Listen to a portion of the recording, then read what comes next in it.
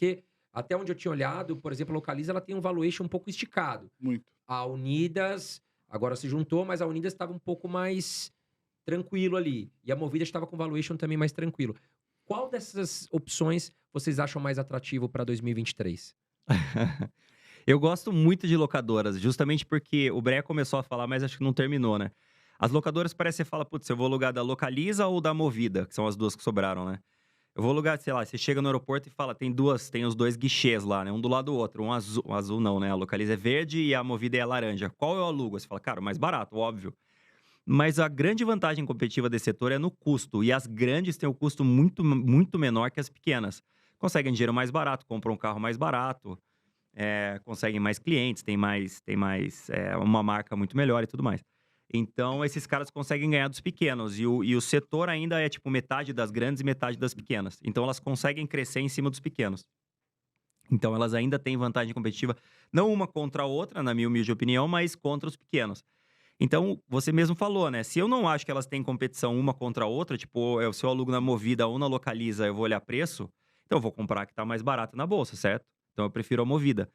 Só que a gente teve um Catalisador aí, movimento de mercado bizarro nos últimos 6 meses, né. desde as eleições, né, desde que o Lula ganhou, que ele começou a focar mais no social do que no fiscal, das small caps caindo muito e as large caps, as mais o que o mercado vê como mais quality, né, as empresas de maior qualidade, que têm mais histórico, mais rentabilidade e tal, segurando muito mais. Então a Localiza segurou bem até, caiu um pouco, mas caiu bem menos, e a Movida despencou, tipo assim, muito.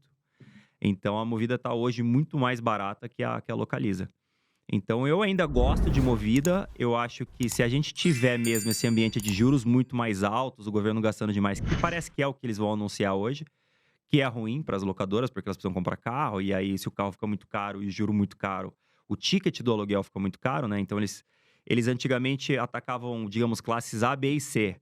Hoje em dia eles não conseguem mais atacar C, talvez B só lá em cima, talvez daqui a pouco só A, porque o preço do carro, o negócio tá, assim, absurdo, né, R$ 100.000 você compra um Gol 1000, tá um negócio muito fora de mão. Então o ticket do aluguel também fica muito caro.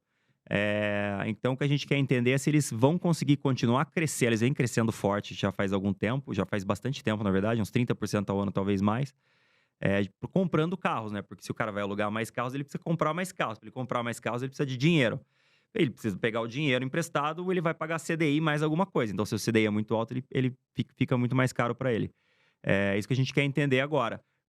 Eles deram a indicação de que eles vão segurar um pouco o crescimento, que pra gente é ruim. Porque a longo prazo, as ações, as cotações seguem os resultados, então se os resultados ficarem de lado, as ações ficam de lado. Se os resultados sobem, as ações sobem junto. Então a gente quer observar isso, mas eu ainda acho que é uma boa empresa.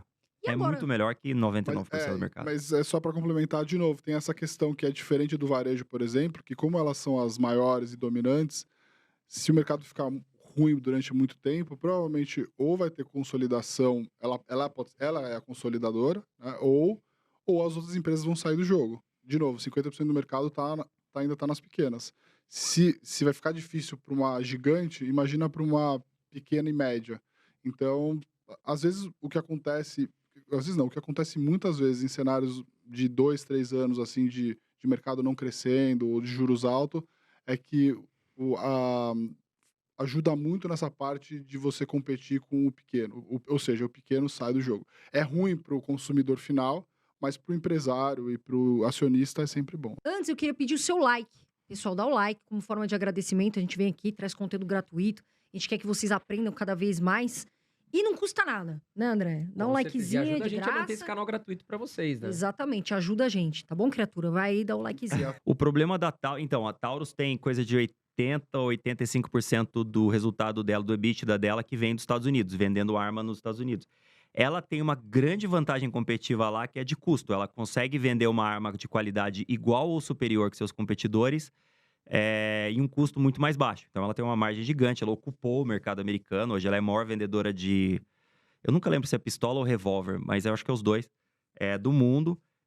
Só que o mercado americano, a demanda no mercado americano subiu muito durante a pandemia e agora tá, digamos, arrefecendo, assim, tá caindo. Então o resultado da Taurus também tá caindo. Eu gosto da empresa, Eles fizeram uma reestruturação e conseguiram essa vantagem competitiva em custo agora. Mas eu acho que, assim, eu não gostaria de ter uma empresa que dependa de PIB no Brasil e nem que dependa de venda de arma nos Estados Unidos. Eu quero uma empresa que dependa dela mesma. Fala, cara, o meu crescimento depende de mim. E não, tipo, o mercado foi mal. E aí você consegue, na primeira linha do balanço, você já sabe, porque as empresas falam, né? O PIB foi mal, logo o nosso resultado foi ruim. Fala, cara, joga essa empresa fora, não quero. E a Taurus está com essa dependência. Eles cresceram muito dependendo só deles e agora eles estão com essa dependência maior no mercado americano. Ainda gosto, ela é extremamente barata, muito barata, ainda mais para uma empresa exportadora como ela é. Eles estão montando uma fábrica na Índia agora, mas assim, parece que a Índia não vai ser a salvação deles. Parece que a Índia não vai ser grande o suficiente para conseguir puxar o resultado para cima. E eu não gosto de uma empresa que dependa da venda de arma nos Estados Unidos, que dependa do ciclo de venda de arma nos Estados Unidos. Que é um negócio que cresce, mas cresce pouco ao longo do tempo. E aí, como cotações seguem resultados, se ela cresce pouco, a ação sobe pouco, então para mim não interessa. Eu quero um negócio que cresça muito para a ação crescer muito. Dá para comprar ainda PetroRio ou você acha que tá um pouco cara agora, se a pessoa for comprar? Não, o crescimento da produção dela é um negócio absurdo. Ela vai Cresceu muito, crescer né? a O volume. produção. Ela cresceu, desde que a gente recomendou no começo de 2019, a produção dela cresceu coisa de 250%, mais ou menos. Duas vezes e meia, até hoje. A ação subiu 12 vezes, porque ela cresceu a produção e ao mesmo tempo reduziu o custo. O petróleo subiu um pouco, o dólar subiu um pouco, então eles ganharam muito mais dinheiro. O EBITDA dele subiu coisa de 12 vezes, a ação subiu coisa de 12 vezes, mais ou menos. Para o futuro, até fechamento de 24, então 2 anos, a produção deles vai subir mais 250%. Que eles já compraram. Tipo, eles já compraram um crescimento de produção de mais 250%. Então, assim, ela tá barata, se você olhar o preço por metro quadrado, né? O EV/EBITDA, e comparar ela com varejo, com qualquer outra coisa. E ela já tem esse crescimento contratado lá dentro. Qual o risco? O risco é eles não conseguirem executar esse crescimento. Eles precisam de mais gente, eles precisam de mais plataformas, eles precisam de mais barcos e tudo mais. Mas principalmente gente, é um negócio difícil de treinar e colocar na cabeça do cara. Você tem que fazer isso aqui de forma muito mais eficiente do que, sei lá, você fazia na Chevron, na Shell, na Total, que são as petroleiras grandes. E o petróleo, né? Se o petróleo cair, pode ser um problema para eles. Se cair muito, pode ser um problema para eles. Mas o crescimento de produção é tão grande que, assim, se o petróleo cair 10%, 15%, 20%, não faz muita diferença. Tipo assim, vai ser pior, óbvio, mas, assim, o crescimento de produção lidera. Um detalhe, hein?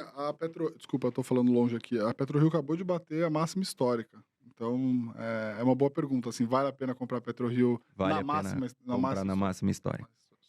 E os Porque vem bancos, outras hein? máximas históricas aí.